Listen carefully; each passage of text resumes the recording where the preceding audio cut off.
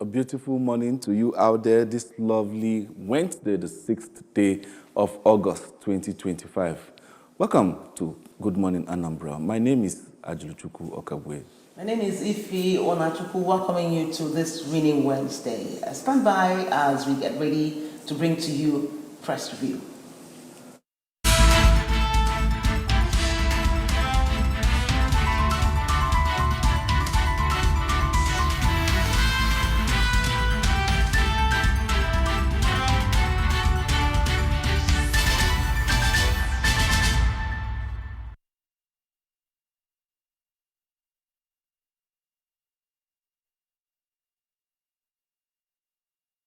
We're glad to have you back. Join us this morning as we begin Press Review.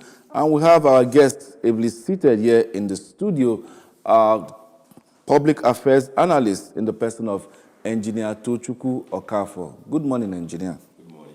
Welcome, Tochukwu. Thank you very much. Thank you. Okay. And so let's quickly get home as we visit our website to bring out some major stories there, starting off with Anambra Goba. Ibuku community backs Soludo for second term. Also, we have community vigilante member Chinweze convicted of murder, knows fate, October 3rd. Obosi community lauds Soludo for transformation initiatives. Also, Abga chieftain in diaspora wants to drum support for re-election of Soludo. Idemili North and South endorsed Soludo ahead Anambra governorship election. Ratau President Carlo tasked members on unity of purpose. And St. Joseph's Catholic Parish Nene at 25, Bishop Ezoka for cautions against unbridled quest for earthly wealth. Court orders arrest of former Brazil's president, Bolsonaro, U.S. kicks. That's all we have for you on ABS website this morning. Okay, recently we started getting courts convicting people who are deemed guilty by the courts, and we have this one again about someone who allegedly killed a man, or murdered a man somewhere in Anambra State, and it gives me each time I read about convictions, recent convictions, it gladdens my heart. I don't know your thoughts about it. Knowing full well that in the past we've had, the judiciary delaying on cases for a very long time, people who are victims never getting justice or anything. Yes, I share this opinion with you because the country most often cases lingered so much and quite a long time it's been taken to handle a case, despite how exigent the case might be. Because when life is lost, you expect that prompt, in terms of judicial process, the prompt intervention of the judicial arms of the government to make sure that the person is brought to book. The process should not take so long. You find out that sometimes people that are consigned, after a long while, they will seem to lose interest in the whole case. But if the process is expedited, that within 1 year or less than 1 year that the case is determined, I think you should give people that closure of whoever that is involved, in that particular process. But just like you said recently now, there has been the process has been so much expedited in the sense that you see court finishing up cases in a record time, and it's quite commendable. And it will also give people that courage. Let's go to court, because this time around, when if people let's go to court, they feel that something is there. I'm not starting, because when a criminal tells you let's go to court, that means that maybe they say that either the judge or whoever that is there is the brother. So, but this time around, I think that has been improving. Can you also allude this to maybe digitization of documents in the court? Because in those good old days, bad old days, when you get to court, they say they may even search for files of recent cases. That's the truth. Of course, that is the truth. But these days, I think it has gotten to the era of cases are not being handled by moving files altogether. I mean, from one department to the other. This time around, I think there are more newer method of handling files and computer age and all that. Not like moving files from one department to the other. And sometimes most of all these case files got lost. You not hear about it. You send case file to DPP to take care of, and then find out that you linger for years. When you come back, they tell you that the case file is there. They couldn't even find it. So I think the process has been revitalized so that you can give positive outcome, especially in a country whereby we need justice in terms of most things. Because this time around, people will say that there's no justice in Nigeria. If you find out that you see yourself in a situation whereby you demand justice, you go to court several years. Go to court. Several years, and after the whole process, nothing will happen. Okay.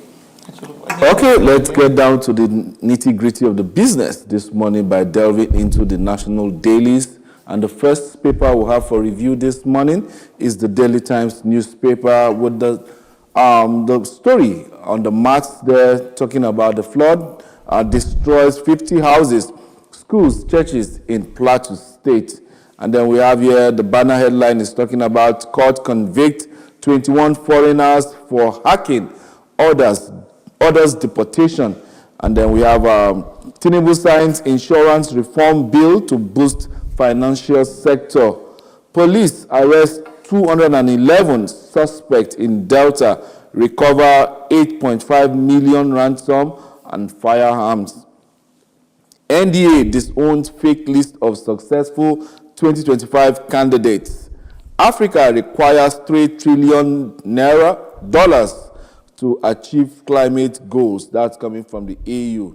And we have CDC FIB approves promotion of 30 assistant controllers general. That's all we have for you on the front page of the Daily Times this morning. Quickly, let's move to the next paper. Okay, that's the Punch newspaper. That's what we have a screaming headline.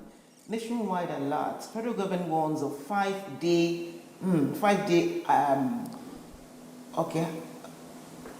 I think I've gone to another paper. Okay, 5-day flooding, is it? In 19 states. In 19 states. 19 states, and that includes Anambra and Sokoto, okay? And then we have the rider there, rainfall, flooding forecast for Tuesday to Saturday, flood hits Gombe.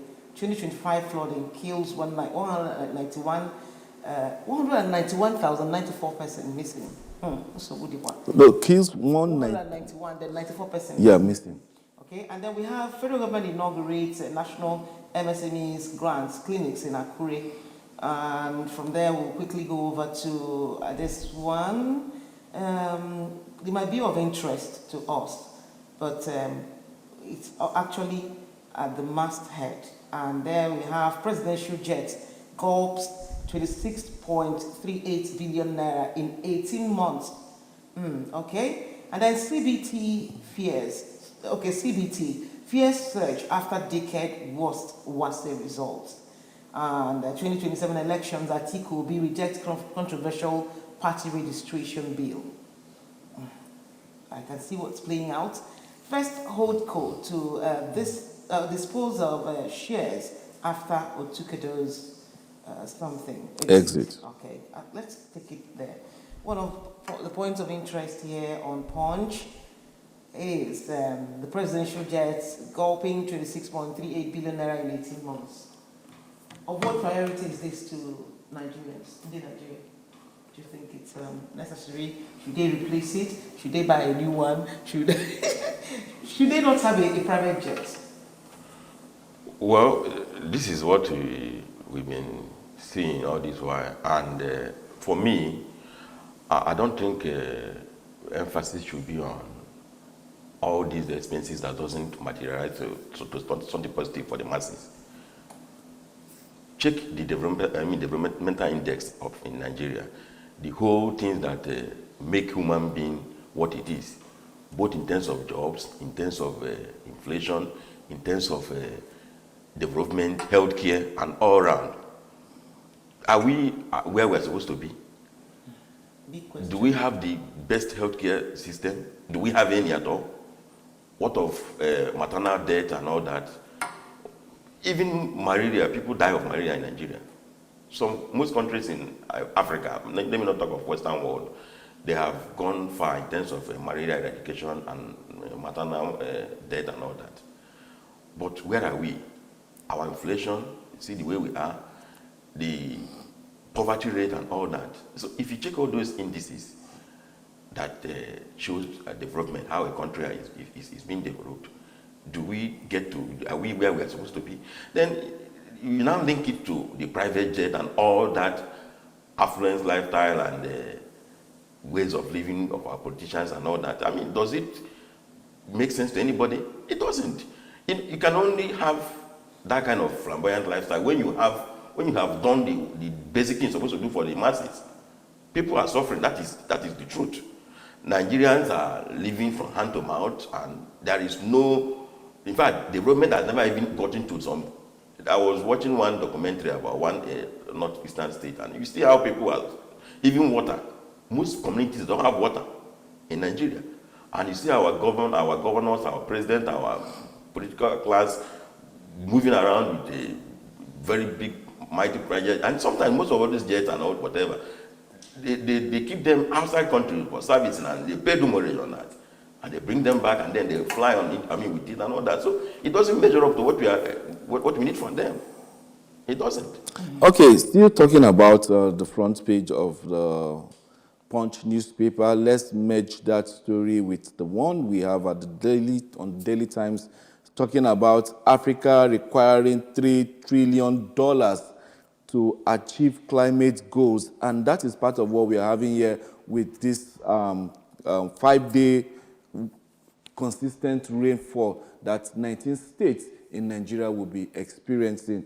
And the question that most people do ask is, NIMET, by the end of the rainy season, before the beginning of the rainy season, they will tell us forecast for the year.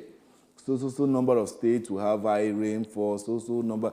And that gives a window, you understand, of, months for state governments, for federal governments to plan so as this flood not to affect the people living within those areas, and then even the food crops that have been planted. Now, talking to you, Engineer Okafor, what do you think the federal government is not doing?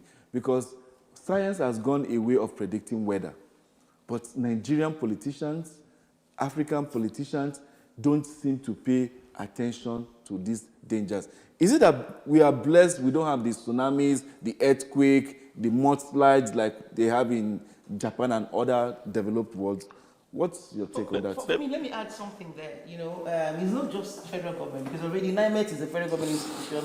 It has done its part. Yeah. But my concern is that many states are not doing anything. Like I heard Lagos State, yesterday, asking the people, the citizens, to be mindful of this alert from the federal government. I think every state should be doing that. People should do theirs, and then government will now do theirs. So okay, let me tell you something.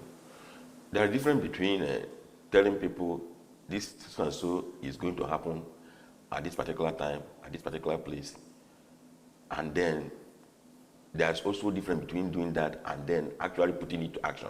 Let me tell you. Let me give instance. Around May, Mokwa flood came up, I think. Over 200 persons died. Do you know, before that, they were warned, they were told.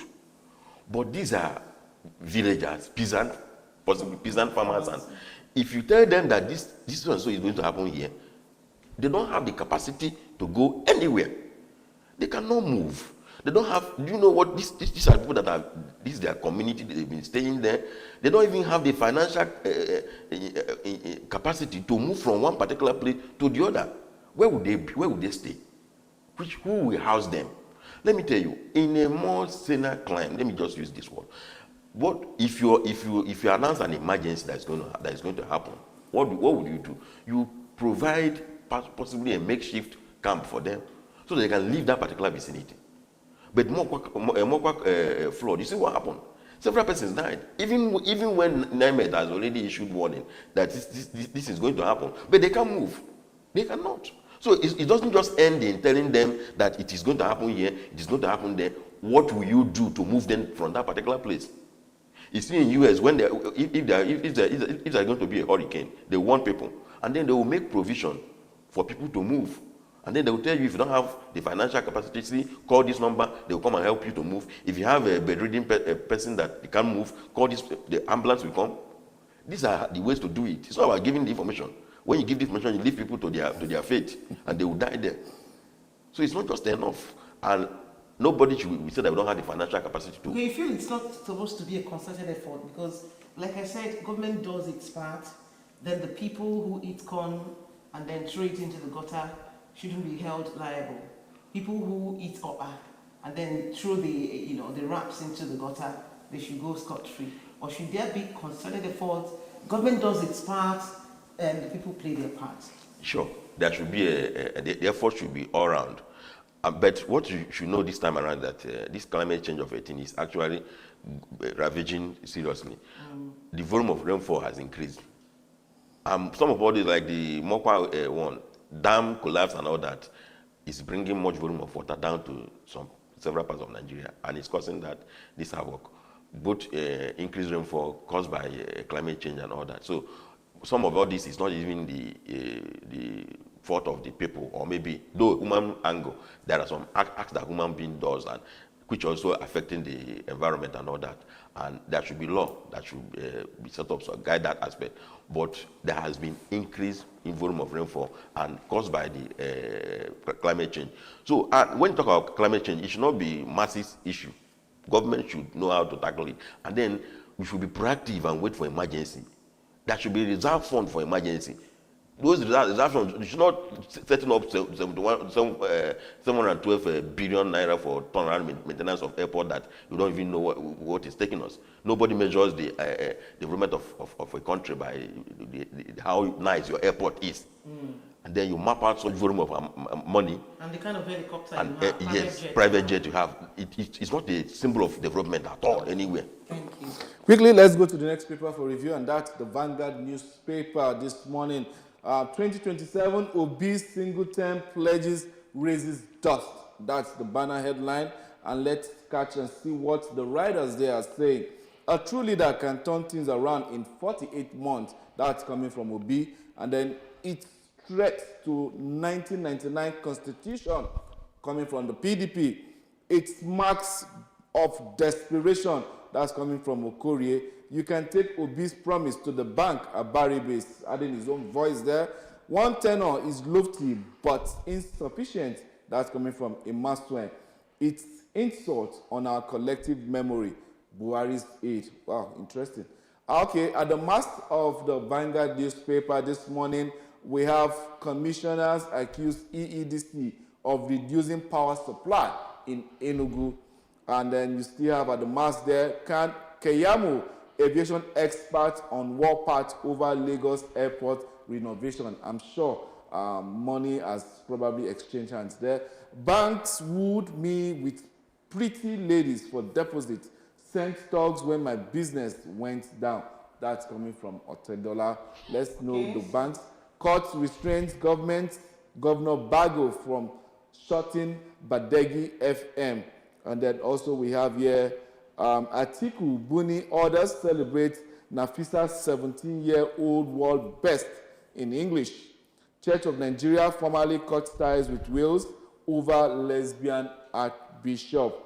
APC governors rally round party chair Yelwatda dismissed opposition as non-existent. Okay, let's quickly go to the Independent. For want of time, we'll be picking few headlines. There we have Nigeria's rising external debt service raises red flags. It has the rider borrowing to service debt may become a vicious cycle, say experts. And then down there we have, just pick one or two. Nigeria faces health crisis, records 822 Lassa fever cases, 155 deaths. That's huge. We may incur more than 1 billion naira monthly loss over lowered tariff, says EADC. Let's leave it at that because we don't have much time anymore. So I don't know.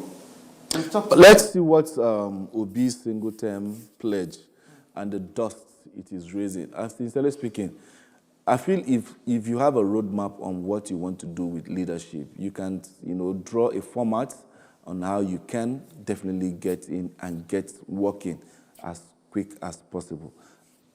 It's only in this part of the world that we think that you need 8 years in order to reform a country. In my own opinion, I think what you need is less than that.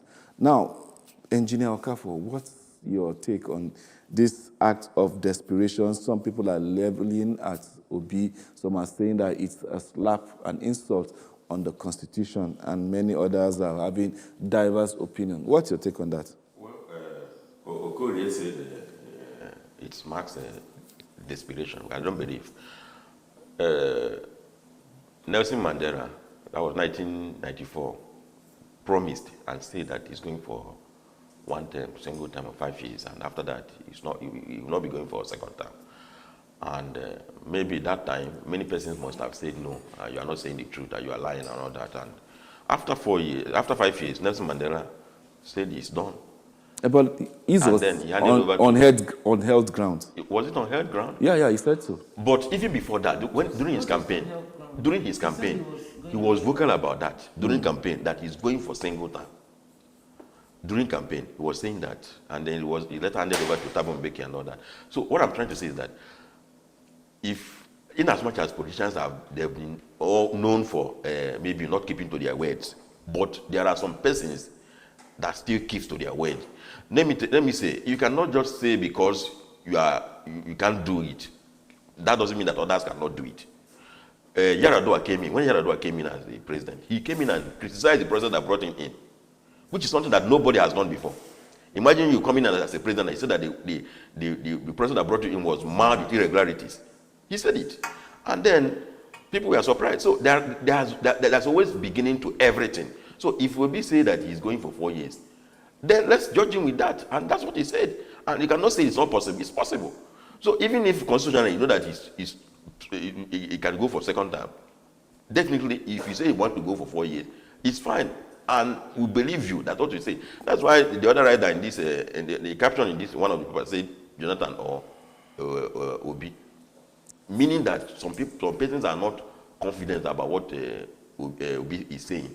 So they want Jonathan now. Jonathan has only 4 years because he has already gone for first term. So they just want to be sure that he must stick to that, either by virtue of constitution or by what is. They don't believe what anybody is saying. So constitution is what they're believing on. Because if Jonathan goes there now, he's just going there for 4 years. So, but I believe in what Obi is saying, and anybody can, once you introduce something new to a politician, you say no. Because they cannot do that. Okay. Now, do you believe EEDC when he said we may incur more than 1 billion naira monthly loss over lower tariff?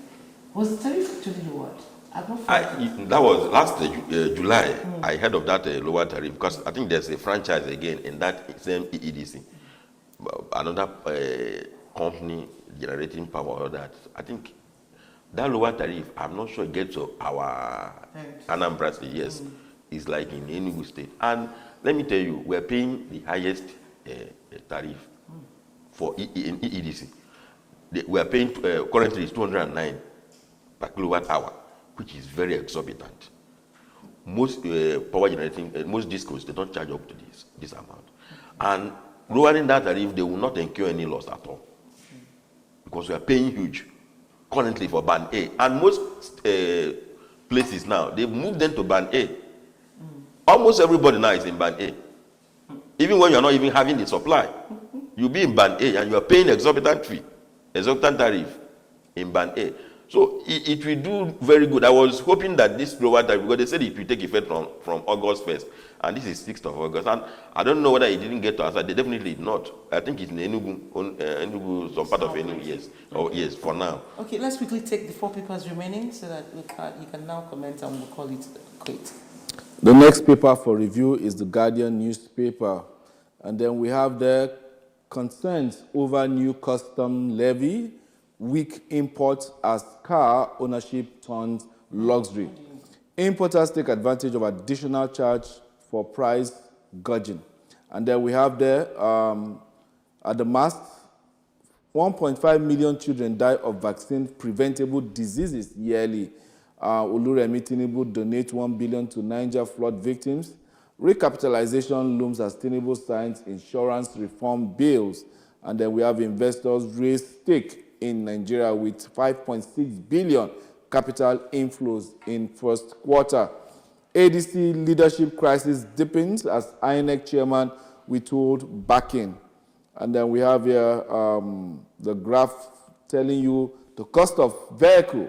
Toyota Corolla 2013 is now worth 13.3 million, and that car is more than 12 years old. Wow. Okay, let's quickly go over to Delhi Trust. We'll be picking few stories there. Southern candidate, okay, Jonathan Obi, okay. And then we have Zamfara bandits abduct 150 persons in 4 days. Remi Tinubu donates 4.15 billion naira in 7 months. Where does the money come from? And mother, 5 children killed in Katsina building collapse. Another building collapse. Okay, Sudan hit by world's worst hunger crisis. Let's get to the other paper. That's the Nigerian Tribune. Abuja overtakes Lagos as top investment destination in first quarter, as Nigeria capital importation hits $5.64 billion. And we have Ogun, Oyo, Kaduna Trail, Lagos. We have WhatsApp banned 6.8 million scam-linked accounts. Okay, I think I even got a call yesterday from a fraudster. Flood, 119 killed, 134,435 affected in 20 states. That's NEMA. And then we have, that's all we have on the front page of the Nigerian Tribune this morning. All right, just about a few headlines. We have Blueprint, that's the last paper. And then this one is on clerics intervention, Bello Turuji releases 32 captives. APC Governor Swagger Obi unveils strategies amidst INEC caution. I think that's the much you can take on. So let's quickly get over to the insecurity we experienced in one of the papers. Talking about people who have died in Zamfara, 150 persons in 4 days. That's quite a number. Are we going forward or are we going backwards, or are we just running around in handling the security in the country? It's terrible. We have not done what we're supposed to do, and the insecurity of a thing keeps going bad every day. I mean, every government will come up and tell us that this will happen, this will happen. When Tinubu was coming up, he was telling us that he will handle economy, Shetima will handle insecurity and all that. But you see how the whole story is going to this Bello to release 32 captives. He releases captives, and then who are the captives? That's Nigerians. That's Nigerians. You know how many Nigerians that are in the forest now? I saw a video last night. Terrorists, they released a video of people they were hitting with sticks and all that. Okay, I saw it. Begging them. Even children were there. Children, yes. They should send money. They should send money or else. Insecurity everywhere. The other day, I read about people that are going to law school. They were picked around the Niger. Around that was the Middle Belt area, I think Benue or thereabout, and they paid huge amount of money, 10 million each. And then the security agencies now came up to say that they were the one that rescued them. Those who said, no, you did not rescue us. We paid before they were able to come out. We paid them. And it was like a business, because the man was describing how the scenario, how the villagers and even the villagers were feeding them. So it was like a business. They would bring them, villagers cook and be giving them food once a day. They beat them up, tell the people, the family to bring money. And it keeps happening. The basic objective of every government is to protect life and property of individual citizens. So you cannot tell me that you are building roads where people are not secured. And I'm even surprised that none of the people has mentioned the visit of very dark man to Anambra, yesterday. And it was actually based on insecurity. And when they said insecurity ravaging the country, insecurity ravaging the southeast, insecurity in Anambra State and other states around that, no place is safe in Nigeria. and the youths are getting, are no longer comfortable with it. I'm telling you, and and it's not even getting better. And we start talking about, we deal on minor issues, whereas the bigger issues is here with us. You see Nigerians talking about bus stop, naming bus stop, changing name of bus stop to the other one. Whereas the fundamental thing that is taking people are, there are some things that media they don't report again. Many kidnapping incidents, media they don't report it. Just few that gets to the media. Many doesn't get to the media, and then it keeps happening, and there's no cogent fundamental thing that has been done for this. He cannot travel from, a friend of mine traveled to Abuja through road. At the Ejule, one part of Kogi State, he narrowly escaped being kidnapped. And I had that time I had a function to go to Abuja. I said I can't. If I don't have money for flight, I'm not going. So that is it. So Zamfara, they pick people, 150 persons. How did they carry them? Is it truck? Is it how? Is there no checkpoint? Is there no security? Is there no police? Is there no army? You hear all the story. It looks like a fairy tale. So we need to speed up. I wish we can. Okay. Well, that's it on Press Review this morning on ABS Television. We really want to thank you immensely, our dear guest this morning. That is Engineer Tochukwu Okafor. Thanks a lot for joining us this morning. Thank you. Yes, and we'll soon hit the discussion segment. We'll be talking about GMO foods in Nigeria, a solution to food insecurity or a threat to public health. We have two individuals who are for or against GMO. We're going to have a heated argument here in the studio, but at the end of the day, we'll go with the best instruction. See you later in a few minutes.